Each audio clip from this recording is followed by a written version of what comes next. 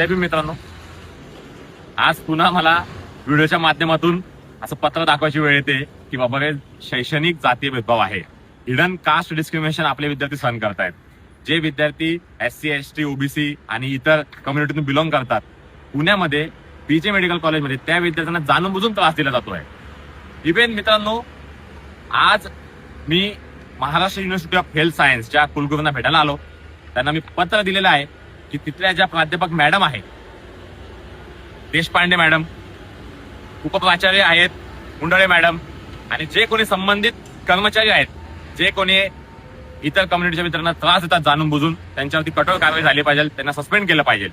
मित्रांनो, एक विशेष गोष्ट म्हणजे की त्या मॅडम फक्त त्याच विद्यार्थ्यांना सुट्टी देतात 14 एप्रिलला जे विद्यार्थी बाबासाहेबांच्या कम्युनिटीतून बिलॉंग करतात. मित्रांनो, जाणून बुजून इतर कम्युनिटीचे मुलं आणि आपल्यामध्ये वाद झाला पाहिजे. 19 फेब्रुवारीला फक्त मराठा विद्यार्थ्यांना सुट्टी दिली जाते का? फक्त जातीच्या भेदभावामुळे. मित्रांनो, अजून एक गोष्ट म्हणजे त्या मॅडम असं म्हणतात त्या विद्यार्थ्याला, त्याला सुट्टी हवी होती, तर मॅडम म्हणतात की तुला आता सुट्ट्यांमध्ये पण आरक्षण पाहिजे का? मित्रांनो, हे खपून घेणार नाही.